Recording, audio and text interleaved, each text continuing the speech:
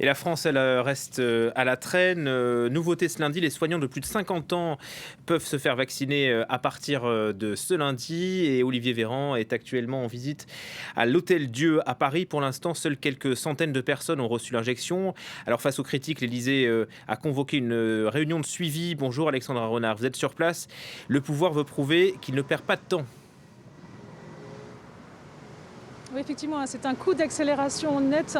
On se rappelle d'Emmanuel Macron et de ce coup de colère public ce week-end qu'il a évoqué dans la presse. Et donc, d'ici moins d'une heure maintenant, on va commencer une réunion pilotée par Emmanuel Macron lui-même avec quelques ministres autour de la table, dont le Premier ministre Jean Castex et puis Olivier Véran et quelques autres ministres seulement. L'objectif, c'est revoir la copie de cette campagne vaccinale.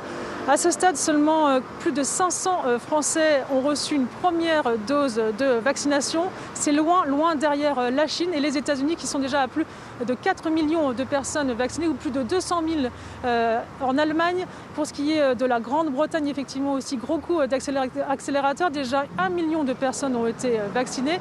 Et aujourd'hui, comme cela a déjà été dit, un nouveau vaccin va être utilisé en Grande-Bretagne. Un vaccin qui est lui-même britannique. 530 000 doses qui sont aujourd'hui déployées dans le pays. Et donc effectivement, l'opposition estime que c'est un fiasco pour la France. Un peu dans la même veine de ce qui s'était passé aussi pour ces difficultés rencontrées pour l'approvisionnement des premiers tests, l'approvisionnement des masques aussi. Et on a donc Yannick Jadot, le député européen, qui parle d'un grand fiasco français, que l'erreur de la France a été de mettre en avant, de tout miser sur le vaccin Sanofi, un vaccin qui ne sortira pas avant fin 2021, dit-il. Et puis on a aussi ce préfet de la grande région de l'Est, le Grand Est, qui a été particulièrement touché en France et qui dit qu'il s'agit d'un scandale d'État.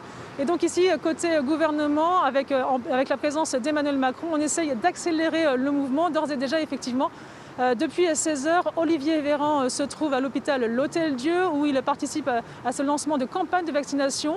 Une campagne de vaccination qui a été accélérée, qui est axée sur les soignants de plus de 50 ans. Donc cette campagne devait avoir lieu dans plusieurs semaines. Elle a donc été avancée de plusieurs semaines. Il y aura aussi un renforcement sur le transport des doses de vaccins vers les EHPAD et puis une accélération de la demande des doses. C'est donc globalement une même stratégie vaccinale vers laquelle on se dirige avec une nette accélération. À noter tout de même que la ministre de la Recherche, Frédérique Vidal, a signifié que la France avait fait le bon choix. Le choix de la France, c'est celui d'un vaccin qui est un bien mondial, un vaccin qui sera plus facile à partager, plus facile à diffuser, contrairement à la majorité des vaccins actuellement disponibles dans le monde qui, eux, nécessitent d'être stockés à moins de 70 degrés.